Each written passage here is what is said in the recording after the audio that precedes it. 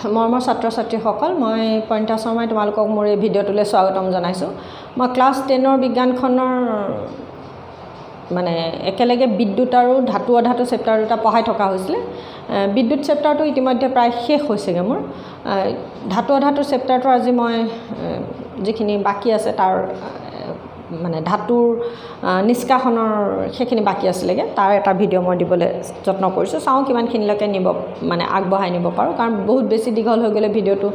তোমালোকৰে অসুবিধা হয়। গতিকে মই ভিডিঅ'বোৰ চুটিকৈ কৰোঁ আৰু সেইকাৰণে আচলতে বহুত দিন লাগি যায় এটা চেপ্টাৰ শেষ হওঁতে। এতিয়া আহোঁ সেই চেপ্টাৰটোৰ মাজলৈ। তোমালোকে মই সেই চেপ্টাৰটোত কেইবাটাও ইতিমধ্যে ভিডিঅ' বা বিভিন্ন চেপ্টাৰৰ বিভিন্ন ভিডিঅ' মোৰ দিয়া হৈছে। তোমালোকে সেই ভিডিঅ'সমূহ চাবলৈ হ'লে মোৰ চেনেলটোত যাবা, গৈ প্লে'লিষ্টত ক্লিক কৰি দিবা। তেতিয়া তোমালোকে ভিডিঅ'সমূহ একাধিক্ৰমে চাবলৈ পাবা আৰু তেতিয়া তোমালোকৰ সুবিধা হ'ব। সেইবুলিয়ে প্লে'লিষ্টত ভৰোৱা হৈছে। তোমালোকে ভিডিঅ'বোৰ চাবা, চাই যদি কিবা বুজি নোপোৱা মোক তোমালোকে কমেণ্ট কৰি জনাবা আৰু তেতিয়া মই আকৌ সেইখিনি অকণমান বুজাই দিবলৈ যত্ন কৰিম। মই কাৰণ যিমান পাৰোঁ মই তোমালোকক সহজকৈ বুজাবলৈ যত্ন কৰিছোঁ, তথাপি মই কিমান সফল হৈছোঁ সেইটো মই ধৰিব পৰা নাই। আৰু তোমালোকে সেইকাৰণে তোমালোকে মোক কমেণ্ট কৰিবা। মই তোমালোকক বাৰে বাৰে সেইকাৰণে অনুৰোধ কৰিছোঁ যে মই বুজাব পাৰিছোঁ নে নাই, সেইটোকে তোমালোকে মোক কমেণ্ট কৰি জনাবা। দুই একে কৰিছে, নকৰা নহয়, তথাপি যে সেই মানে দুই একে কৰাৰ পৰাই মই ভাবিছোঁ যে বুজি পাইছা বুলি। কিন্তু যিসকলে প্ৰকৃততে বুজি পাইছা সেইটো কমেণ্ট এটা দিবা। আৰু যদি বুজি নাই পোৱা, হয়তো তাৰ মাজত বহু ছাত্ৰ ছাত্ৰী বুজি নাইও পোৱা মই বুজাওঁতে, যে মই কোনখিনিত বুজি পোৱা নাই সেইখিনি অকণমান তোমালোকে মোক জনাবা। বাৰু এতিয়া আহোঁ চেপ্টাৰটোৰ। আমি আজি পঢ়িম ধাতু নিষ্কাশন। মানে ধাতুৰ তোমালোকৰ পেজ নাম্বাৰ হৈছে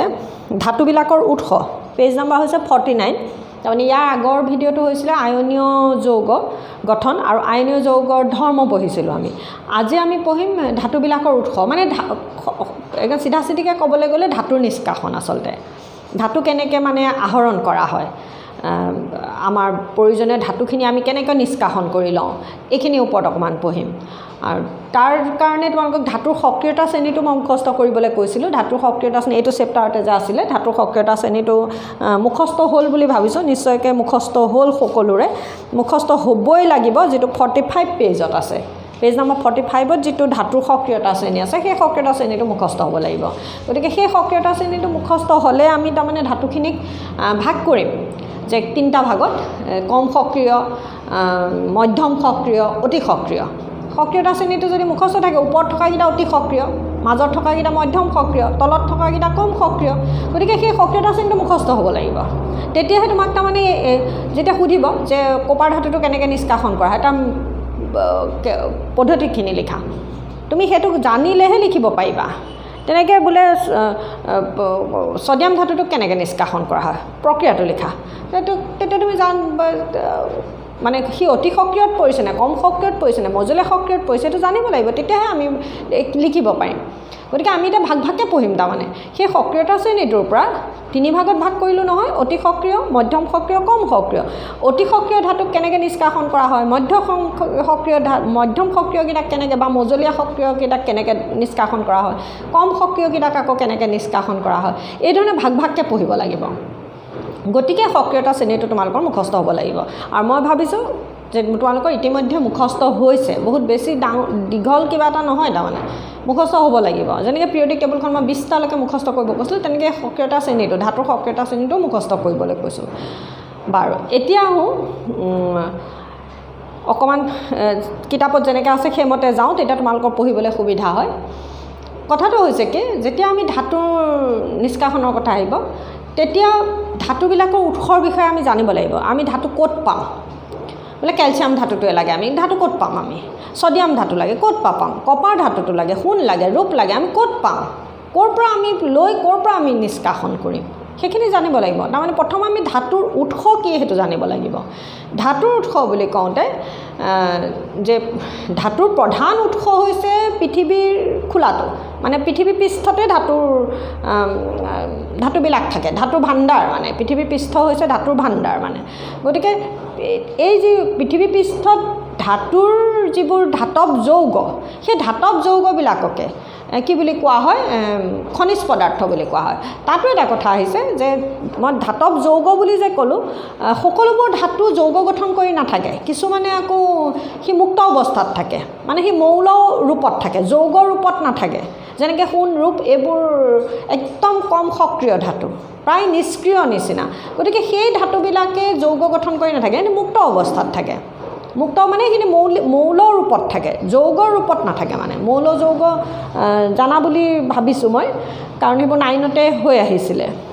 গতিকে যাৰ সেয়াও অকণমান এই কনচেপশ্যনবোৰ ক্লিয়াৰ নহয় যে মৌল কি যৌগ কি সেইখিনি সেই ল'ৰা ছোৱালীয়ে তোমালোকে সেই ছাত্ৰ ছাত্ৰীসকলে মোৰ সেই 9ৰ সেই ভিডিঅ'টো চাবা 9ৰ কেমেষ্ট্ৰিত মৌল যৌগৰ ভিডিঅ' দিয়া হৈছে তাত চাবা অকণমান বাৰু এইখিনি তোমালোকৰ এতিয়া জানা বুলি ধৰি লৈছোঁ মই গতিকে যিবিলাক ধাতু আনৰ লগত লগ লাগি যৌগ গঠন নকৰে সিহঁতে মুক্ত অৱস্থাত থাকে মানে সিহঁতে মৌলিক ৰূপত থাকে মৌল অৱস্থাত থাকে মৌলিক পদাৰ্থৰ ৰূপত থাকে কিন্তু যিখিনিয়ে বা বেলেগ মৌলৰ লগত বিক্ৰিয়া কৰিব পাৰে সেইবিলাকে যৌগ গঠন কৰি থাকে মানে ধাতুবোৰ পৃথিৱী পৃষ্ঠ বা পৃথিৱীৰ খোলাটো ধাতুৰ ভাণ্ডাৰ আৰু সেই ধাতুবোৰ পৃথিৱী মানে আমাৰ ভূতত্বকত যিটো ৰূপত থাকে সেয়া হৈছে খনিজ পদাৰ্থ মানে সেই যি ধাতৱ যৌগ মই যে ধাতৱ যৌগ বুলি ক'লোঁ ধাতৱ মানে সৰহখিনি ধাতুৰ যৌগ হিচাপে থাকে আৰু কিছুমান কৈছোঁ ন মুক্ত অৱস্থাত থাকে বা মৌলিক ৰূপত থাকে সেইবিলাকক কি বুলি কোৱা হয় পৃথিৱী পৃষ্ঠত পোৱা ধাতুৰ যৌগবিলাকক বা ধাতুৰ পদাৰ্থবিলাক সেই মৌলিক পদাৰ্থই হওক যৌগিক পদাৰ্থই হওক সিহঁতক কি বুলি কোৱা হয় খনিজ পদাৰ্থ বা মিনাৰেলছ বুলি কোৱা হয় মানে পৃথিৱী পৃষ্ঠত পোৱা ধাতৱ যৌগ বা ধাতুৰ পদাৰ্থবিলাককে ধাতুৰ যিবোৰ যৌগ আছে মৌলিক পদাৰ্থই হওক বা যৌগিক পদাৰ্থই হওক সেই ধাতুৰ পদাৰ্থকে কি বুলি কোৱা হয় খনিজ পদাৰ্থ বা মিনাৰেলছ বুলি কোৱা হয় এতিয়া কথা হ'ল সেই এটা ধাতু সি বিভিন্ন ধৰণে থাকিব পাৰে যেনেকৈ কেলছিয়াম ধাতুটো সি কেলছিয়াম অক্সাইড হিচাপে থাকিব পাৰে কেলছিয়াম ক্লৰাইড হিচাপে থাকিব পাৰে কেলছিয়াম মই কথাটো কৈছোঁ কেলছিয়াম ছালফাইড হিচাপে মানে সি বিভিন্ন বেলেগ বেলেগ ৰূপত থাকিব পাৰে কেলছিয়াম ধাতুটো তেনেকৈ ছ'ডিয়াম ধাতু বেলেগ বেলেগ ৰূপত থাকিব পাৰে কপাৰ ধাতু বেলেগ বেলেগ ধৰণে থাকিব পাৰে কিন্তু এতিয়া কথা হ'ল আমি সেইবোৰ চব পৃথিৱী পৃষ্ঠত আছে গতিকে সিহঁতি হৈছে খনিজ পদাৰ্থ মানে মিনাৰেলছ আৰু যাক মণিক বুলি কোৱা হয় আমি অসমীয়াত কি বুলি কোৱা হয় মিনাৰেলছখিনিক মণিক বুলি কোৱা হয় মানে পৃথিৱী পৃষ্ঠত পোৱা ধাতৱ যৌগ বা ধাতুৰ পদাৰ্থবিলাকক কি বুলি কোৱা হয় মণিক বুলি কোৱা হয় মিনাৰেলছ বুলি কোৱা হয় আৰু সেই মিনাৰেলছখিনিৰ যিটো মিনাৰেলৰ পৰা মানে যিটো মণিকৰ পৰা ধাতু এটা আমি নিষ্কাশন কৰোঁতে আহৰণ কৰোঁতে আমাৰ মানে বেছি খৰচো নহয় আমি লাভজনকভাৱে কম খৰচত আমি যদি লাভজনকভাৱে লাভ কৰোঁ তেতিয়াহ'লে সেই নিৰ্দিষ্ট যিটো পদাৰ্থ মানে ধাতুটোৰ যিটো খনিজ পদাৰ্থ যিটো মণিক সেই সেই মিনাৰেলটোক কি বুলি কোৱা হয় অ'ৰ বুলি কোৱা হয় আকৰ বুলি কোৱা হয় তাৰমানে মই যে ক'লোঁ এইমাত্ৰ মই এনেহে বুজাবলৈ কৈছোঁ যে কেলছিয়ামৰ আমি 3টা বেলেগ বেলেগ ৰূপ পালোঁ যেনিবা কেলছিয়াম ক্লৰাইড পালোঁ কেলছিয়াম অক্সাইড পালোঁ কেলছিয়াম কাৰ্বনেট পালোঁ কেলছিয়াম 3টা বেলেগ বেলেগ যৌগত আছে এতিয়া আমি কেলছিয়াম আহৰণ কৰোঁতে ধৰি ল'লোঁ কেলছিয়াম অক্সাইডৰ পৰা আহৰণ কৰিলে আমাৰ সময়ো কম লাগে খৰচো কম হয় আৰু আমি বহুত লাভজনকভাৱে মানে কম সময়ত কম খৰচত বহু বেছি পৰিমাণৰ কেলছিয়াম লাভ কৰোঁ কেলছিয়াম ক্লৰাইড আৰু কেলছিয়াম কাৰ্বনেটতকৈ তেতিয়া কি হ'ব সেই কেলছিয়াম অক্সাইডটো তাৰমানে কেলছিয়াম ধাতুটোৰ কাৰণে কি হ'ব আকৰ হ'ব তাৰমানে বাকী তিনিওটা হৈছে কেলছিয়ামৰ মণিক কেলছিয়াম ধাতুটোৰ কাৰণে মণিক মিনাৰেলছ কিন্তু কেলছিয়াম অক্সাইডটোৰ পৰা যিহেতুকে ধাতুটো নিষ্কাশন কৰোঁতে আমাৰ খৰচো কম হ'ল সময়ো কম লাগিল আমি লাভজনকভাৱে আমি আহৰণ কৰিব পাৰিলোঁ গতিকে কেলছিয়াম অক্সাইডটোক কি বুলি কোৱা হয় কেলছিয়াম ধাতুটোৰ অ'ৰ বুলি কোৱা হয় আকৰ বুলি কোৱা হয় মই এইটো এনেই বুজাবলৈহে কৈ আছোঁ দেই এতিয়া উদাহৰণত তেনেকৈ তাৰমানে সেই ধাতুবিলাক বিভিন্ন যৌগৰ পৰা বিভিন্ন যৌগত যেতিয়া পাম সেইবিলাক হৈছে কি মণিক মিনাৰেলছ আৰু যিটোৰ পৰা কিন্তু আমি আহৰণ কৰি আমাৰ লাভ হ'ব সেইটো হৈছে কি আকৰ তাৰমানে সকলোবোৰ মণিক আকৰ নহয় তাৰমানে সকলোবোৰ মিনাৰেলছ অ'ৰ নহয় কিন্তু সকলোবোৰ অ'ৰ যিবিলাক আকৰ আছে সকলোবোৰ আকৰ কিন্তু আকৰ আৰু মণিক দুইটা তাৰমানে মানে যিটো মণিকৰ পৰা আমি এটা ধাতু লাভজনকভাৱে লাভ কৰোঁ কম খৰচত কম সময়ত আমি লাভজনকভাৱে আমি লাভ কৰোঁ সেই মণিকটোক কি বুলি কোৱা হয় আকৰ বুলি কোৱা হয় গতিকে মণিক মাত্ৰে আকৰিক নহয় মানে আকৰ নহয় মণিক মাত্ৰে আকৰিক নহয় আকৰ নহয় কিন্তু আকৰ মাত্ৰে আকৌ বা আকৰিক মাত্ৰে কি হৈছে মণিক প্ৰতিটো আকৰিক বা প্ৰতিটো অ'ৰ মিনাৰেলছ কিন্তু প্ৰতিটো মিনাৰেলছ অ'ৰ বুলি আমি ক'ব নোৱাৰোঁ যিটো মিনাৰেলৰ পৰা এটা ধাতু লাভজনকভাৱে লাভ কৰিম সেই মিনাৰেলটোকে কি বুলি কোৱা হয় অ'ৰ বুলি কোৱা হয় গতিকে সব minerals all minerals are not ores but all ores are minerals কথাটো এইটো কেতিয়াবা সেইটো ব্যাখ্যা কৰিবলৈ আহে আকৌ এটা প্ৰশ্ন হ'ব পাৰে তাৰমানে সেইটো 2 মাৰ্কছৰ প্ৰশ্ন দিয়ে যে সকলোবোৰ মণিক মাত্ৰে আকৰিক নহয় কিন্তু আকৰিক মাত্ৰে মণিক ব্যাখ্যা কৰা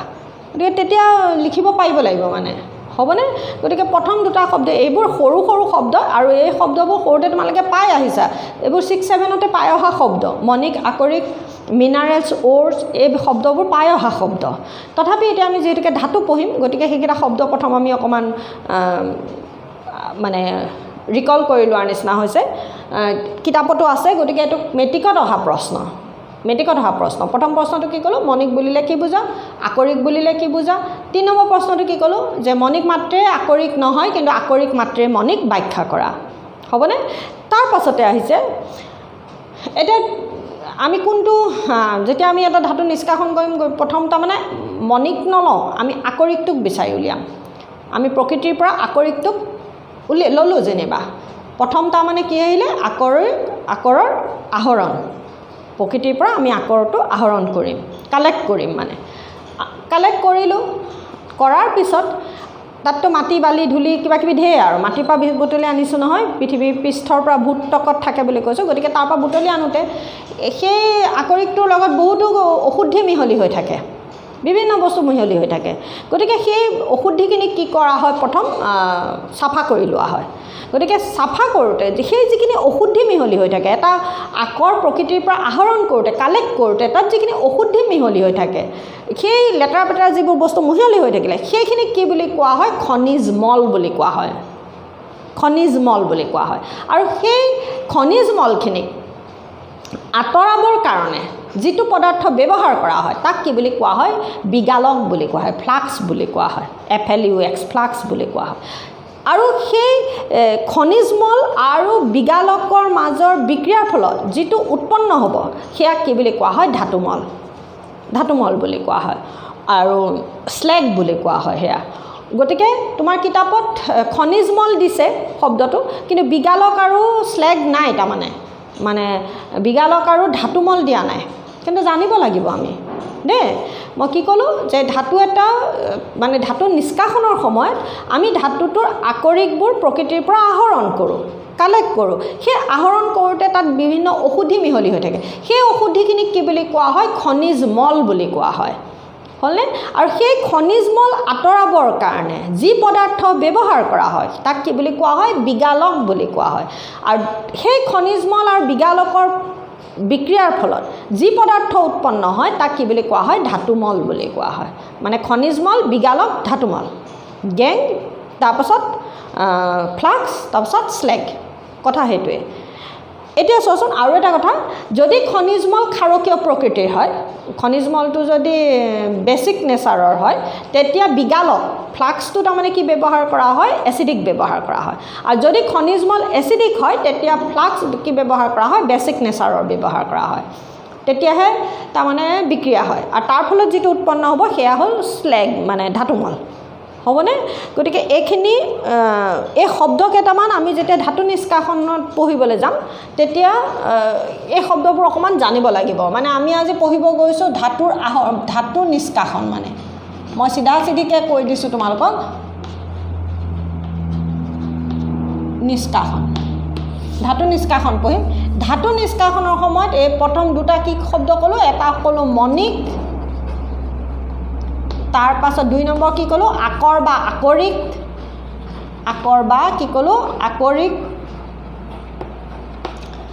3 নম্বৰত কি কৈছোঁ খনিজ মল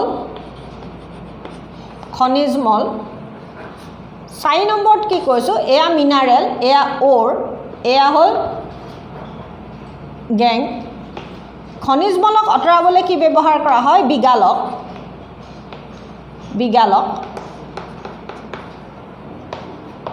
আৰু যদি খনিজ মল এচিডিক হয় বিগালক বেছিক হ'ব যদি খনিজ মল বেছিক নেচাৰৰ হয় তেতিয়া মানে ক্ষাৰকীয় হয় ই তেতিয়া আমলিক নেচাৰ এচিডিক হ'ব মানে লোৱা হয় আৰু এই খনিজ মল আৰু বিগালকৰ বিক্ৰিয়াৰ ফলত যি উৎপন্ন হয় তাক কি বুলি কোৱা হয় ধাতু মল মানে তোমাৰ কিতাপত নাই গতিকে মই লিখি দিছোঁ তাক কি বুলি কোৱা হয় স্লেগ এয়া হ'ল মিনাৰেল এইবোৰতো আছে কিতাপত মিনাৰেলছ এইটো হ'ল ওৰ আকৰণ আৰু এয়া হ'বনে গতিকে এতিয়া আমি ধাতু নিষ্কাশনৰ কাৰণে আমি প্ৰথমে শব্দকেইটা জানিছা বুলি ধৰিলোঁ কিতাপত এই তিনিটালৈকে শব্দ আছে এই দুটা নাই এই দুটা মই ক'লোঁ তোমালোকক হ'বনে এতিয়া ধাতু নিষ্কাশন কৰোঁতে আমি প্ৰথম ইয়াত কি কৰিব লাগিব প্ৰথম কি ক'লোঁ ধাতুটোৰ আহৰণ মানে আমি ইয়াত কেইটা ষ্টেপত কৰিম চোৱা প্ৰথম হ'ল ধাতুৰ আহৰণ মানে ধাতুৰ আকৰিকটো মানে ধাতুৰ আহৰণ মানে ধাতুৰ আকৰিকৰ আহৰণ গোটাম মানে এইটো হ'লে গোটালোঁ মানে গোটাই সেয়া তাৰমানে যিখিনি খনিজ মল আছিলে খনিজ মল আঁতৰাই মেলি চাফা চিকুণ কৰি ল'লোঁ সেয়াই হ'ল ধাতুৰ আকৰৰ আহৰণ মানে কালেক্ট কৰিলোঁ মানে তাৰ পাছত 2 নম্বৰত কি হ'ব ধাতুৰ গাঢ়ীকৰণ ধাতুৰ কি কৰা হয় গাঢ়ীকৰণ কৰা হয় 3 নম্বৰত কি কৰা হয় মানে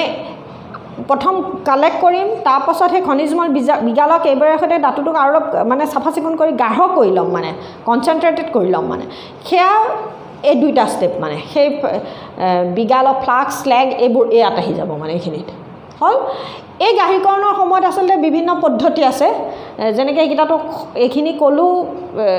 যে খনিজ মল আঁতৰাবলৈ বিগালক ব্যৱহাৰ কৰিম আছে কিন্তু তাতো আকৌ বেলেগ বেলেগ ধাতুৰ ক্ষেত্ৰত বেলেগ বেলেগ পদ্ধতি আছে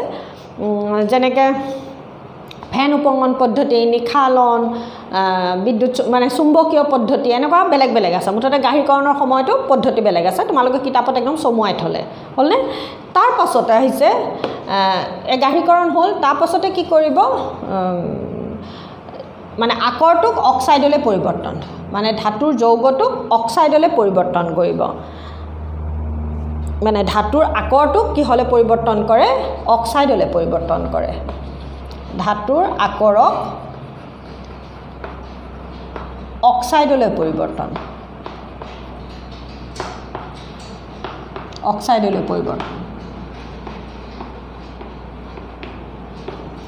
তাৰ পাছতে আহিলে বিজাৰণ তাৰপাছতে কি কৰিব ধাতুৰ বিজাৰণ তাৰপাছতে বিজাৰণ কৰা হয় তাৰ পাছতে কি কৰা হয় শোধন কৰা হয় তেতিয়াহে আমি যিটো আমাৰ ব্যৱহাৰৰ ধাতু সেইটো আমি লাভ কৰোঁ মানে প্ৰথম প্ৰকৃতিৰ পৰা ধাতুৰ আকৰ কোনটো আকৰিকৰ পৰা কৰিলে আমাৰ লাভ হ'ব সেই আকৰটোক আমি বিচাৰি উলিয়াব লাগিব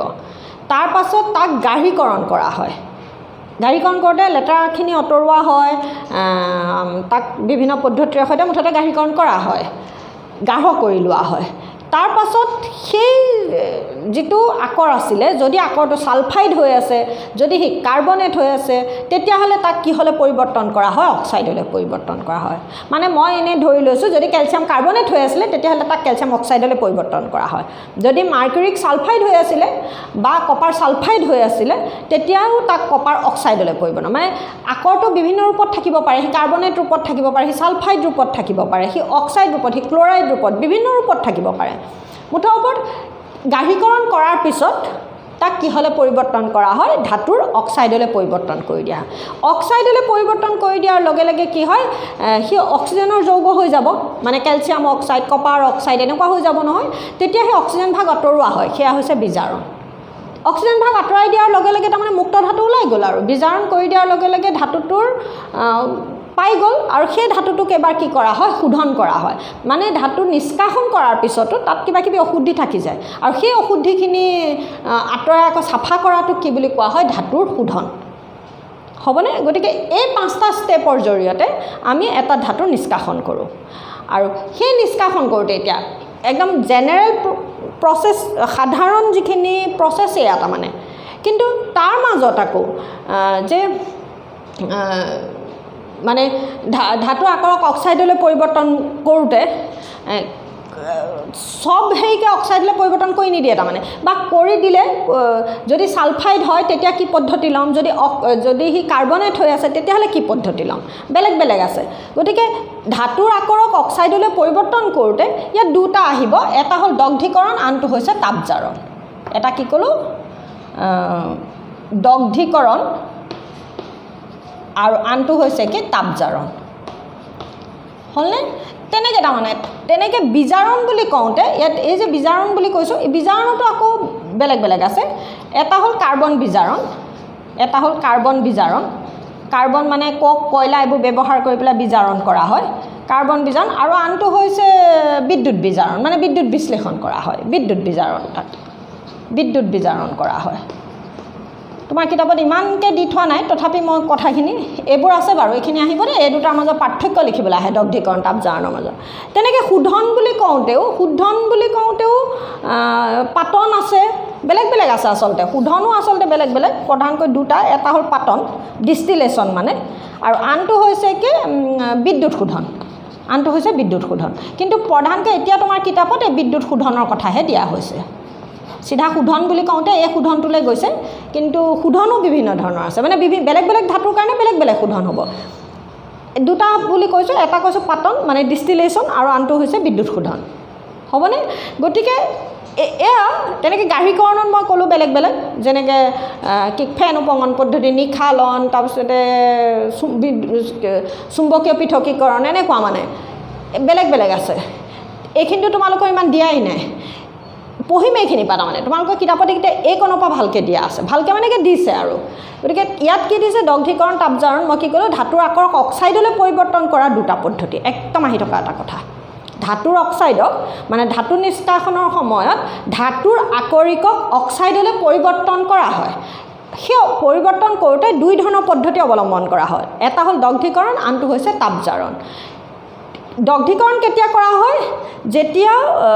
সেই হেৰি আকৰিক থাকিব এইটো কি বুলি কয়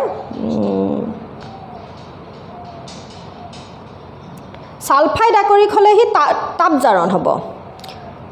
ছালফাইড আকৰক কি হয় যদি আকৰিকটো ছালফাইড হৈ থাকে তেতিয়া তাপজাৰণ লয় যদি কাৰ্বনেট হৈ থাকে কাৰ্বনেট আকৰিক থাকে তেতিয়া মানে ধাতুটো যদি কাৰ্বনেট আকৰিক হিচাপে থাকে তেতিয়া দগ্ধীকৰণ কৰা হয় আৰু যদি ছালফাইড আকৰিক হৈ থাকে তেতিয়াহ'লে সি তাপজাৰণ কৰা হয় মানে ধৰি ল'লোঁ মই কপাৰ ছালফাইড যেনিবা তেতিয়া তাৰমানে কি কৰিব ছালফাইড হৈ আছে নহয় তাপজাৰণ কৰিব আৰু যদি কাৰ্বনেট হৈ আছে তেতিয়াহ'লে দগ্ধীকৰণ হ'ব এক নম্বৰ পাৰ্থক্য ক'লোঁ দুই নম্বৰটো হৈছে কি যে তাপজাৰণৰ সময়ত যথেষ্ট পৰিমাণৰ বায়ুৰ প্ৰয়োজন হয় উচ্চ তাপ প্ৰয়োগ কৰা হয় যথেষ্ট পৰিমাণৰ তাপ দুইটাৰ ক্ষেত্ৰতে যথেষ্ট পৰিমাণৰ তাপ প্ৰয়োগ কৰা হয় কিন্তু তাপজাৰণৰ সময়ত মানে ছালফাইড আকৰিকটোক যেতিয়া তাপজাৰণ কৰা হয় তেতিয়া যথেষ্ট পৰিমাণৰ বায়ুৰ উপস্থিতিত ছালফাইড আকৰিকটোক গৰম কৰা হয় আৰু তেতিয়া ছালফাইড আকৰিকটো অক্সাইডলৈ পৰিৱৰ্তন হয় দগ্ধীকৰণৰ সময়ত কাৰ্বনেট আকৰিকটোক যেতিয়া অক্সাইডলৈ পৰিৱৰ্তন কৰা হয় তেতিয়া যথেষ্ট পৰিমাণৰ তাপ প্ৰয়োগ কৰা হয় কিন্তু পৰিমিত বায়ু মানে বহুত বেছি বায়ুৰ উপস্থিতিত কৰা নহয় সীমিত পৰিমাণৰ বায়ুৰ উপস্থিতিত কি কৰা হয় কাৰ্বনেট আকৰিকটোক গৰম কৰা হয় আৰু তেতিয়া সেই কাৰ্বনেট আকৰিক কি হ'লে পৰিৱৰ্তন হৈ যায় অক্সাইডলৈ পৰিৱৰ্তন হয় গতিকে আকৰক অক্সাইডলৈ পৰিৱৰ্তন কৰা দুটা পদ্ধতি তাপজাৰণ কেতিয়া ল'ম যদি ছালফাইড আকৰিক হয় তেতিয়া তাপজাৰণ কৰা হয় যদি কাৰ্বনেট আকৰিক হয় তেতিয়া দগ্ধীকৰণ কৰা হয় তাপজাৰণৰ সময়ত কি হয় যথেষ্ট পৰিমাণৰ বায়ুৰ প্ৰয়োজন হয় কিন্তু দগ্ধীকৰণৰ কাৰণে যথেষ্ট পৰিমাণৰ বায়ুৰ প্ৰয়োজন নহয় একদম আহি থকা এটা পাৰ্থক্য একদম আহি থাকিবা বা দগ্ধীকৰণ বুলিলে কি বুজা তাপজাৰণ বুলিলে কি বুজা বা কোনটো আকৰিকক কেনেকৈ ধৰণে কিয় দগ্ধীকৰণ কৰা হয় এই ধৰণে কিয় দগ্ধীকৰণ কৰা যদি কাৰ্বনেট দেখিছা কাৰ্বনেট আকৰিক গতিকে দগ্ধীকৰণ কৰা হৈছে কিয় তাপজাৰণ বুলি ক'লে মানে ছালফাইড আকৰিক হৈ আছে গতিকে তাপজাৰণ কৰা হৈছে মানে কিবা এটা আকৰিক দি দিব ক'ব যে এইটো কিয় তাপজাৰণ কৰা হয় কিয় তাপজাৰণ মানে সি ছালফাইড হৈ আছে সেইকাৰণে তাপজাৰণ কৰিছে তাপজাৰণ কৰিলেহে কি হ'ব অক্সাইডলৈ পৰিৱৰ্তন হ'বনে গতিকে এইটো হৈছে ৰ'ষ্টিং এইটো হৈছে কি কেলচিনেশ্যন এইটো হ'ল ৰ'ষ্টিং এটা হৈছে কি কেলচিনেশ্যন দগ্ধীকৰণ মানে কেলচিনেশ্যন তাপজাৰণ মানে হৈছে কি ৰ'ষ্টিং হ'বনে গতিকে এয়া এই মুহূৰ্তত মই দগ্ধীকৰণ আৰু তাপজাৰণৰ মাজত পাৰ্থক্য ক'লোঁ তোমালোকক একদম আহি থকা এটা প্ৰশ্ন খনিজমল মণিক ক'লোঁ আকৰিক ক'লোঁ খনিজমল ক'লোঁ তোমাৰ কিতাপ মতে তাৰ লগত বিগালক আৰু ধাতুমল মইহে কৈছোঁ কিতাপত নাই গতিকে মেট্ৰিকত আহিব নাহিবতো মানে নতুন কিতাপখনৰ মতেতো অহা নাই আৰু তাৰ পাছতে আহিছে দগ্ধীকৰণ তাপজাৰণ কি তাৰ পাছতে আহিছে এতিয়া বিজাৰণ এইখিনি পঢ়িমগৈ আমি তাৰ আগত আৰু এটা কথা তোমালোকৰ মানে ধাতুৰ যিটো সক্ৰিয়তা শ্ৰেণী আছিলে এইখিনি বুজিছা বুলি ভাবিছোঁ মানে ধাতু নিষ্কাশনৰ কাৰণে এই 5টা মই তোমালোকক ধুনীয়াকৈ ইয়াত দি ল'লোঁ কিতাপত এই ধৰণে বহুত ধুনীয়াকৈ দি থোৱা নাই তাৰমানে মই তোমালোকক এটা ছিকুৱেঞ্চত বস্তুটো দেখুৱালোঁ কি কৰা হয় এই অক্সাইডলৈ যেতিয়া পৰিৱৰ্তন হ'ব দগ্ধীকৰণ তাপজাৰণ যেতিয়া অক্সাইড হৈ যাব নহয় অক্সাইড হৈ যোৱাৰ পিছত কি কৰিব অক্সিজেন ভাগক আঁতৰাবৰ কাৰণে বিজাৰণ কৰে সেই বিজাৰণ কৰোঁতে কেতিয়াবা কাৰ্বন যায় কেতিয়াবা বিদ্যুৎ বিজাৰণ তাৰপাছত ধাতুটো ওলাই যায় তাৰমানে ধাতুটো পাই যায় সেই ধাতুটোক এবাৰ কি কৰা হয় শোধন কৰা হয় আৰু শোধন কৰাৰ পিছতহে সেই ধাতুটোক ব্যৱহাৰ কৰা হয় হ'বনে এতিয়া তাৰপাছত চোৱাচোন আৰু এটা কথা এইখিনিতো বাৰু এনেকৈ কিতাপত নাই মইহে ক'লোঁ এটা ধুনীয়াকৈ বস্তুটো ছিকুৱেঞ্চ এটা বনাই দিছোঁ তোমালোকক পঢ়িব সুবিধাকৈ তোমালোকক ভাগ ভাগকৈ দেখুওৱা হৈছে তাৰমানে কিতাপখনত এতিয়া কিতাপখনৰ মতে অকণমান যাম তাৰ আগতে আৰু এটা কথা যে আমি যিটো ধাতুৰ সক্ৰিয়তা শ্ৰেণী আছিলে সেই ধাতুৰ সক্ৰিয়তা শ্ৰেণীটোক গোটেই শ্ৰেণীটোক 3টা ভাগত ভাগ কৰি পেলাইছে মানে potassium sodium calcium magnesium aluminium হ'লনে এইখিনিলৈকে তাৰ পাছতে জিংক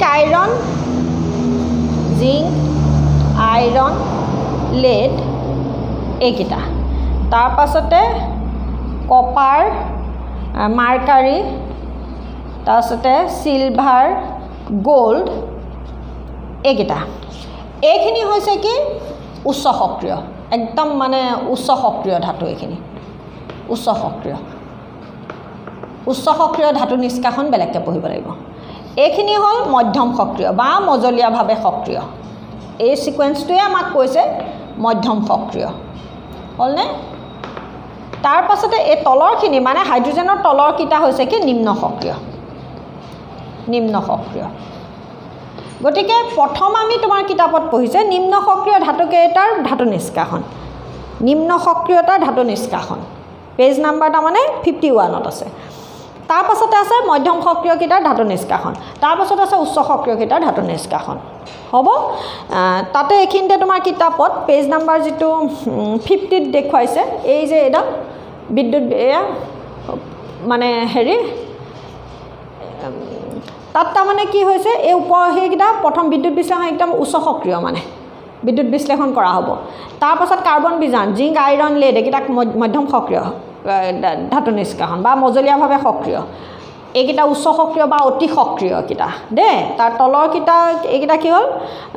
মুক্ত মৌল হিচাপে থাকে এইকেইটা গতিকে এইকেইটা নিম্ন সক্ৰিয়তা মানে মনত ৰাখিবৰ কাৰণে তাৰ পাছত এইখিনিতে চোৱা এইখিনিতে এই তালিকাখন যে দিছে এই ৰঙাকৈ যে দি আছে যে আকৰৰ পৰা ধাতু নিষ্কাশনত থকা খাপবিলাক এই সাৰণীখন অকণমান চাবা মই এতিয়া যে দেখুৱাইছিলোঁ সেই সাৰণীখনেই আচলতে বহুতখিনি ইয়াত নাই কমাই পেলাই দিয়া হৈছে ইয়াত আকৰ দিছে আকৰৰ গাঢ়ীকৰণ বুলি ক'লে অতি সক্ৰিয় মজলীয়া সক্ৰিয় কম সক্ৰিয় এই 3টা ভাগ কৰিলে যে কৰি লৈ পেলাই অতি সক্ৰিয়খিনিক কি কৰে বিগলিত আকৰৰ বিদ্যুৎ বিশ্লেষণ কৰা হয় অতি সক্ৰিয়কেইটাক কি কৰা হয় বিদ্যুৎ বিশ্লেষণ কৰা হয় তেতিয়া বিশুদ্ধ ধাতু আহি যায় তাৰমানে তাক অক্সাইডলৈ পৰিৱৰ্তন কৰাৰ কথাটো নাহে এই অতি সক্ৰিয় ধাতুখিনিক অক্সাইডলৈ পৰিৱৰ্তন কৰাৰ কথাটো নাহে চিধাচিধি তাক বিদ্যুৎ বিশ্লেষণ কৰি দিয়ে একদম আহি থকা এটা প্ৰশ্ন তাৰ পাছত এইখিনিতে দিছে মজলীয়াভাৱে সক্ৰিয় এইখিনি তাৰমানে মজলীয়া মধ্যম সক্ৰিয়কেইটা কি কৰা হয় কাৰ্বনেট আৰু ছালফাইড আকৰ যদি মানে এই এই ধাতুকেইটা এই মধ্যম সক্ৰিয়কেইটা মানে আকৰকেইটা কেনেকুৱা থাকে হয় ছালফাইড হিচাপে থাকে নহয় কাৰ্বনেট হিচাপে থাকে গতিকে মধ্যম সক্ৰিয়কেইটাৰ ক্ষেত্ৰত কি আহে দগ্ধীকৰণ আৰু তাপজাৰণ আহে কেলচিনেশ্যন এণ্ড ৰ'ষ্টিং আহে তাৰমানে ইয়াত এই মধ্যম সক্ৰিয় কাৰণ মধ্যম সক্ৰিয় ধাতুকেইটা কেনেকুৱা আকৰিক হিচাপে থাকে প্ৰকৃতিত সালফাইড বা কাৰ্বনেট হিচাপে থাকে হ'বনে গতিকে যদি সালফাইড থাকে তেতিয়া তাপজাৰণ কৰে কৰি অক্সাইডলৈ পৰিৱৰ্তন কৰে আৰু যদি হি কাৰ্বনেট থাকে তেতিয়া দগ্ধীকৰণ কৰে ৰষ্টিং এটো কি কয় ক্যালচিনেশন কৰে কৰি তাক অক্সাইডলৈ পৰিৱৰ্তন কৰে মধ্যম সক্ৰিয় কিটা কিন্তু উচ্চ সক্ৰিয় অতি সক্ৰিয় কেইটা এই অক্সাইডলৈ পৰিৱৰ্তন নকৰি সিধা তাক বিদ্যুৎ বিশ্লেষণ কৰে বিগলিত অৱস্থাত তাক বিদ্যুৎ বিশ্লেষণ কৰেগে পঢ়িম আমি কেনেকৈ নিষ্কাশন কৰে মই আজি এনে সাৰণী থুলমূলকৈ কথাটো প্ৰথম কৈ লৈছোঁ তাৰ পাছত আহিছে গতিকে এইখিনিয়ে দিছে কাৰ্বনেট আকৰ দগ্ধীকৰণ তাপজাৰণ কৰিলে নহয় কৰাৰ পিছত এই দগ্ধীকৰণ তাপজাৰণ হোৱাৰ পিছত অক্সাইড হৈ যাব অক্সাইড হলে তাক আকৌ কি কৰি দিব বিজাৰণ কৰিব এই যে অকমান আগতে মই দেখুৱাইছিলোঁ বিজাৰণ কৰে সেই বিজাৰণ তাৰমানে কাৰ্বন বিজাৰণ কৰা হয় সাধাৰণতে তাক কেনেকুৱা বিজাৰণ কৰা হয় কাৰ্বন বিজাৰণ কৰা হয় হ'বনে কোনকিটাক এই মধ্যম সক্ৰিয় গতিকে মধ্যম সক্ৰিয় যিকোনো এটা ধাতু যেনিবা তোমাক ক'লে যে জিংক ধাতুটোক আমি কেনেকৈ নিষ্কাশন কৰিম তেতিয়া আমি জিংক ধাতুটোক কেনেকৈ নিষ্কাশন জিংক প্ৰথমতে তাক আহৰণ কৰিম তাৰপিছতে তাক গাঢ়ীকৰণ কৰাৰ পিছত সেই জিংক ধাতুটোৰ যিটো আকৰ আছিলে সি যদি সালফাইড হৈ আছে তেতিয়াহ'লে তাক মই তাপজাৰণ কৰিম কৰি অক্সাইডলৈ যদি সেই কাৰ্বনেট হৈ থাকে তেতিয়াহ'লে মই তাক দগ্ধীকৰণ কৰি অক্সাইডলৈ পৰিম মুঠৰ ওপৰত অক্সাইডলৈ পৰিৱৰ্তন কৰি ল'ম মধ্যম সক্ৰিয় ধাতুকেইটা অক্সাইডলৈ পৰিৱৰ্তন কৰাৰ পিছত তাক কাৰ্বন বিজাৰণ কৰিলে মই জিংক ধাতুটো পাই যাম এই ধৰণে লিখিব লাগিব মানে ইয়াত কোনোবা এটা ধাতু দি দিব তুমি কেনেকৈ নিষ্কাশন কৰিবা বুলি সুধিব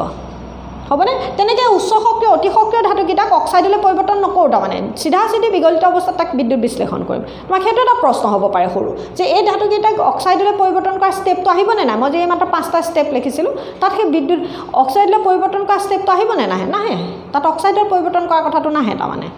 হ'বনে কিয় নকৰেতো পঢ়িম আমি কিতাপখন যেতিয়া এফালৰ পৰা পঢ়ি যাম তাৰ পাছতে আহিছে কম সক্ৰিয় ধাতুকেইটা এইকেইটা নিম্ন সক্ৰিয় ধাতুকেইটা সেইকেইটা যদি সালফাইড আকৰ হৈ থাকে তেতিয়া তাক তাপজাৰণ কৰা হয় মানে গৰম কৰি দিয়া হয় তাপজাৰণ মানে খুব অতিৰিক্ত বায়ুৰ উপস্থিতিত খুব উচ্চ তাপত গৰম কৰি দিয়া হয় আৰু তেতিয়া কি কৰা হয় মানে নিম্ন সক্ৰিয় ধাতুকেইটা সাধাৰণতে সালফাইড আকৰিক হিচাপে থাকে সাধাৰণতে সালফাইডৰ আকৰ হিচাপে থাকে মানে সালফাইড আকৰকেইটা নিম্ন সক্ৰিয় ধাতুকেইটা মানে কেইটামান এইকেইটাতো মুক্ত অৱস্থাতে থাকে এইকেইটাতো আৰু এই সোণ ৰূপ এইবোৰ মুক্ত অৱস্থাতে থাকে যৌগ অৱস্থাত নাথাকেই মুক্ত অৱস্থাতে থাকে ইহঁতি তাৰমানে মৌলৰ ৰূপত থাকে সিহঁতি যৌগৰ ৰূপত নাথাকে কিন্তু যিকেইটা নিম্ন সক্ৰিয় ধাতু যেনেকৈ কপাৰ মাৰ্কাৰী এইকেইটাতো নিম্ন সক্ৰিয় হ'লেও এইকেইটা তাৰমানে মুক্ত অৱস্থাত থাকিব এই কপাৰ মাৰ্কাৰী এই ধাতুবোৰ তাৰমানে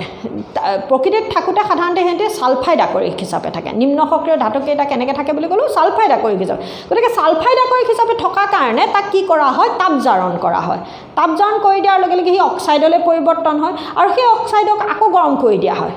গৰম কৰি থাকে তাৰমানে গৰম কৰি থাকিলেই সি কি হৈ যায় তাক বিজাৰণ কৰাৰ প্ৰয়োজনেই নহয় কাৰণ যিহেতুকে সি নিম্ন সক্ৰিয় সি অকণমান গৰম কৰি থাকিলে সালফাইডটো অক্সাইডলৈ পৰিৱৰ্তন হয় আৰু সেই অক্সাইড আকৌ কি অক্সিজেনো আঁতৰি গুচি যায় গৰম কৰোঁতেই সি অক্সিজেনো আঁতৰি গুচি যায় এই মুক্ত হৈ যায় ধাতুটো মানে ইয়াকো বিজাৰণ কৰাৰ প্ৰয়োজন নহয় কাক ক'লোঁ নিম্ন সক্ৰিয় ধাতু নিম্ন সক্ৰিয় ধাতুৰ যৌগটোৰ পৰা তাৰমানে আকৰটোৰ পৰা ধাতুটো নিষ্কাশন কৰোঁতে অকল গৰমেই কৰি থকা হয় তাপজাৰণৰ জৰিয়তে তাক কি কৰা হয় সালফাইডৰ পৰা অক্সাইডলৈ পৰিৱৰ্তন কৰে আকৌ গৰম কৰি দিয়াৰ লগে লগে সেই অক্সিজেন ভাগ আঁতৰি সেই মুক্ত ধাতুটো ওলাই পৰে আৰু তাৰপাছত ধাতুটো শোধন কৰা হয় হ'বনে গতিকে এইখিনি থুলমূলকৈ তোমালোকক মই ক'লোঁ সেই ৰঙা যিখন তোমালোকক সাৰণী দিয়া হৈছে তাতে আছে অকণমান এইখিনি এয়া যে কম সক্ৰিয় ধাতুকেইটা সালফাইড আকৰ থাকিব সালফাইড আকৰে তাপজাৰণ কৰিব তেতিয়া তাপজাৰণ কৰাৰ লগে লগে তাৰমানে অতিৰিক্ত বায়ুৰ উপস্থিতিত গৰম কৰি থকা হয় তেতিয়া সালফাইড গৈ অক্সাইড হ'ব অক্সাইড আকৌ অক্সিজেন আঁতৰি পেলাই ধাতুটো ওলাই যায় তেতিয়া ধাতুটোক শোধন কৰা হয় গতিকে সেয়া ধাতু দি পেলাই শোধন দিছে হ'ব গতিকে এয়া অতি সক্ৰিয় ধাতুৰ বিষয়ে আমি পঢ়িম সাধাৰণতে এই ক্লৰাইড আকৰিক হিচাপে থাকে এইখিনি আমি পঢ়িম বাৰু মই এতিয়া এনেহে কৈছোঁ এই মধ্যম সক্ৰিয় ধাতুখিনি সাধাৰণতে কি আকৰিক হিচাপে থাকে সালফাইড আৰু কাৰ্বনেট আকৰিক হিচাপে থাকে আৰু নিম্ন সক্ৰিয় ধাতুবোৰ সাধাৰণতে কি আকৰিক হিচাপে থাকে সালফাইড আকৰিক হিচাপে থাকে দগ্ধীকৰণ তাপজাৰণ মধ্যম সক্ৰিয় ধাতুকেইটাৰ ক্ষেত্ৰত সাধাৰণতে কৰা হয় তাপজাৰণত সালফাইড আকৰিক হ'লে তাপজাৰণ কৰে আৰু কাৰ্বনেট আকৰিক হ'লে দগ্ধীকৰণ কৰে আহিব দেই আৰু তাৰপিছত সিহঁতি অক্সাইডলৈ যেতিয়া পৰিৱৰ্তন হয় অক্সাইডলৈ পৰিৱৰ্তন হোৱাৰ পিছত তাক কি কৰা হয় কাৰ্বন বিজাৰণ কৰা হয় মধ্যম সক্ৰিয় ক্ষেত্ৰত ইয়াত কি কৰা হয় ইয়াক অক্সাইডলৈ পৰিৱৰ্তন কৰাৰ কথা নাহেই আকৰটোক বিগলিত অৱস্থাত বিদ্যুৎ বিশ্লেষণ কৰা হয় তেতিয়া ধাতুটো লাভ কৰে আৰু সেই ধাতুকে কি কৰা হয় তাৰপিছত শোধন কৰা হয় মানে ধাতু আহৰণ হৈ যায় বিদ্যুৎ বিশ্লেষণৰ জৰিয়তে ধাতু আহৰণ হৈ যায় তাৰপিছত ধাতুটো শোধন কৰে ইয়াত কি কৰে প্ৰথমতে গাঢ়ীকৰণ কৰিব তাৰপাছত অক্সাইডলৈ পৰিৱৰ্তন কৰিব অক্সাইডলৈ পৰিৱৰ্তন কৰাৰ পিছত কাৰ্বন বিজাৰণ হ'ব কাৰ্বন বিজাৰণৰ পিছত তাক কি কৰা হ'ব ধাতুটোৰ শোধন কৰা হ'ব এই মধ্যম সক্ৰিয়ত মানে এই যে মই অকণমান আগতে 5টা ষ্টেপ লিখিছিলোঁ গোটেইবোৰ আহিব ইয়াত নিম্ন সক্ৰিয়ত কি কৰা হয় অকল কেৱল তাপজাৰণ মানে অকল গৰম কৰিয়ে কি কৰা হয় ধাতুটো নিষ্কাশন কৰা হয় তাত কাৰ্বন বিজাৰণৰ কথাটো নাহে হ'বনে অকল তাপজাৰণৰ জৰিয়তে নিম্ন সক্ৰিয় ধাতুক নিষ্কাশন কৰা হয় হ'ব গতিকে এইটো পিছত আমি এটা এটাকৈ অকণমান পঢ়ি যাম আজিলৈ এই ভিডিঅ'টো মই অকণমান এইখিনিতে সামৰোঁ তোমালোকৰ কাৰণ নহ'লে বহুত দীঘল হৈ গৈ থাকিব ইয়াৰ নেক্সট ভিডিঅ'টোত মই তিনিওটা তাৰমানে এইখিনি থুলমূলকৈ তোমালোকক মই কথাখিনি ক'লোৱে নেক্সট ভিডিঅ'টোত তোমালোকক মই এই কেনেকৈ হৈছে মানে কিতাপখন অকণমান পঢ়ি দিম আৰু সেইখিনিতে হ'বনে কিতাপখন পঢ়াতকৈও তাৰমানে কিতাপখন তাপজাৰণ দগ্ধীকৰণ এইবোৰ ক'লোৱে মই তথাপি কেনেকৈ হয়ো থুলমূলকৈ হ'ল তথাপি কিতাপখন পঢ়ি পেলাই কিতাপত কি আছে অকণমান তাৰমানে সেইখিনি তোমালোকক মই দেখুৱাই দিবলৈ যত্ন কৰিম এইখিনি আৰু এটা কথা কৈ থওঁ এইটো ভিডিঅ'তে কোৱা যাওক যে আকৰবিলাক তাৰমানে আমি সাধাৰণতে যিবোৰ মানে কপাৰৰ আকৰটো হৈছে কপাৰ পাইৰাইটিছ তাৰপাছত এইফালে তোমাৰ কিতাপত সেইখিনিতে দিছে পেজ নাম্বাৰ মাৰ্কাৰীৰ আকৰটো হৈছে বা আকৰিকটো অ'টো হৈছে চিনাবাৰ এনেকৈ এইবোৰ লাগিব দেই অকণমান যে মাৰ্কাৰীৰ যিটো আকৰ সেইটো হৈছে কি চিনাবাৰ এইটো মাৰ্কাৰীৰ আকৰটো কি চিনাবাৰ HgS মাৰ্কাৰীক ছালফাইড গতিকে চিনাবাৰ হৈছে ছালফাইড আকৰিক মানে তোমাক মই এইটো ক'ব খুজিছিলোঁ এইখিনিতে ক'বালে সেই কথাটো গুচি গৈছে যে দুটা ছালফাইড আকৰিকৰ নাম লিখা দুটা অক্সাইড আকৰিকৰ নাম লিখা দুটা কাৰ্বনেট আকৰিকৰ নাম লিখা এনেকুৱা হ'ব পাৰে প্ৰশ্ন গতিকে দুটা ছালফাইড আকৰিক বুলি কওঁতে এটা তোমাৰ কিতাপত চিনাবাৰ দিছেই এটা চিনাবাৰ দিছে আৰু আনটো হ'ল কপাৰ ছালফাইড মানে মাৰ্কাৰীক ছালফাইড আৰু কপাৰ ছালফাইড এইকেইটা হ'ল ছালফাইড আকৰিক তোমাৰ কিতাপত সেইকেইটা আছে হ'লনে যিটো কপাৰ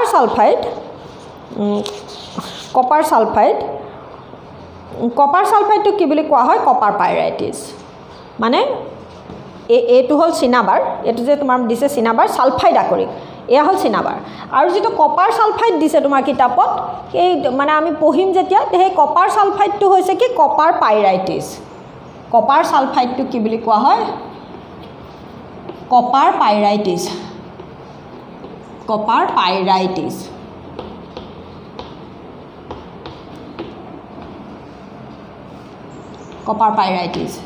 কপাৰ ছালফাইড আৰু HgS মাৰ্কাৰীক ছালফাইডটো কি বুলি কোৱা হয় চিনাবাৰ এয়া হ'ল চিনাবাৰ গতিকে এই দুটা হ'ল কিতাপত আছে যিহেতুকে দুটা ছালফাইড আকৰিক লিখা বুলি আহিব তেনেকৈ দুটা অক্সাইড আকৰিক লিখা দুটা কাৰ্বনেট আকৰিক লিখা এনেকৈ আহিব তোমাৰ কিতাপত এইকেইটাটো দিছে তেনেকৈ জিংক ছালফাইডো হৈছে ছালফাইড আকৰিক জিংক ছালফাইড বুলি কওঁতে জিংক ছালফাইডৰ নামটো হৈছে জিংক ছালফাইড হৈছে জিংক ব্লেণ্ড মই এইকেইটা অকণমান এইখিনিতে লিখি দিওঁচোন তোমালোকৰ সুবিধা হ'ব তেতিয়া এয়া ক'লোঁ copper sulphide copper pyrites zinc sulphide কিতাপত আছে যিটোৱে মধ্যম সক্ৰিয়ত জিংক ছালফাইড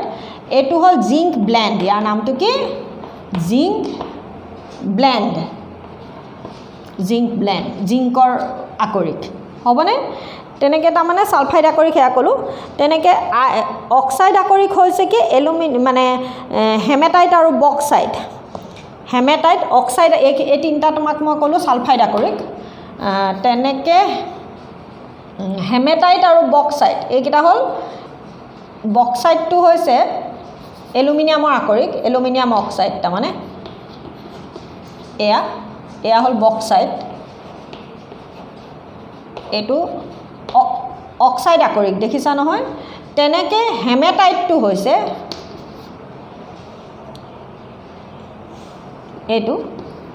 এইটো হ'ল হেমেটাইট এনেই কেইটা মনত ৰাখিবা অকণমান তাৰমানে কেতিয়াবা দুটা আহি যায় বক্সাইট হেমেটাইট বক্সাইট হৈছে এলুমিনিয়ামৰ আকৰিক হেমেটাইট হৈছে আইৰণৰ আকৰিক হ'বনে তেনেকৈ সেয়াই অক্সাইড ছালফাইডৰ আকৰিক লিখিবলৈ আহে অক্সাইডৰ আকৰিক লিখিবলৈ আহে তাৰপৰা ক্লৰাইড আকৰিক বুলি কওঁতে চিলভাৰ ক্লৰাইড আৰু ছডিয়াম ক্লৰাইড এইবোৰ sodium chloride silver chloride chloride আকৰিক বুলি কওঁতে চিলভাৰ ক্লৰাইড তাৰপৰা ছডিয়াম ক্লৰাইড এইবোৰ হ'ল ক্লৰাইড আকৰিক হ'লনে এইকেইটা হ'ল ক্লৰাইড আকৰিক গতিকে এইখিনি হৈছে তোমালোকৰ বিভিন্ন আকৰিক মানে দুটা দুটাকৈ মই আকৰিকৰ নাম কৈ দিলোঁ গতিকে ছালফাইড আকৰিক দুটা লিখা বুলি যদি পৰীক্ষাত প্ৰশ্ন আহে তেতিয়া নিলিখাকৈ নাহিবা এয়া ছালফাইড আকৰিক এইকেইটা অক্সাইড আকৰিক ক'লোঁ এইকেইটা তোমালোকক মই ক্লৰাইড আকৰিক ক'লোঁ তেনেকৈ মেগনেছিয়াম ক্লৰাইডো হ'ব পাৰে কেলছিয়াম ক্লৰাইডো হ'ব পাৰে ইহঁতে সাধাৰণতে উচ্চ সক্ৰিয় অতি সক্ৰিয় ধাতুকেইটা ক্লৰাইডৰ আকৰিক হিচাপে থাকে সাধাৰণতে দেই সাধাৰণতে বুলি কওঁতে তাত কেতিয়াবা ব্যতিক্ৰম থাকিব পাৰে কিন্তু সাধাৰণতে ইহঁতে ক্লৰাইড আকৰিক হিচাপে থাকে গতিকে অতি সক্ৰিয় ধাতুকেইটা সেই ক্লৰাইডৰ আকৰিক হিচাপে যে থাকে সেই গতিকে তাহাঁতক অক্সাইডলৈ পৰিৱৰ্তন নকৰে আৰু নকৰি সিহঁতক কি কৰে বিগলিত অৱস্থাত বা গলিত অৱস্থাত হেৰি কৰে বিদ্যুৎ বিশ্লেষণ কৰে কৰিলে ধাতুটো নিষ্কাশন হয় আৰু তেতিয়া সেই ধাতুটো শোধন কৰা হয় গতিকে এইখিনি আমি এটা এটাকৈ পঢ়ি যাম ইয়াৰ নেক্সট ভিডিঅ'টোত পঢ়িম মানে নিম্ন সক্ৰিয়ত কেনেকৈ নিষ্কাশন হয় অতি সক্ৰিয়ত কেনেকৈ নিষ্কাশন হয় মধ্যম সক্ৰিয়ত কেনেকৈ তাৰমানে আজি তোমালোকক মই পঢ়ালোঁ এইখিনিলৈকে 50 পেজলৈকে অকণ পঢ়ি চাবা 50 পেজ বুলি নহয় 51লৈকে পঢ়িবা কথাখিনি ক'লোঁ নিজে অকণমান কিতাপ ঘৰত পঢ়ি চাবা প্ৰায় হৈ গৈছে তথাপি আৰু এটা ভিডিঅ' মই এইখিনিতে দিম কিন্তু ঘৰত অকণমান নিজে পঢ়ি চাবা হ'বনে গতিকে আজিলৈ এই ভিডিঅ'টো মই তোমালোকৰ এইখিনিতে সামৰিছোঁ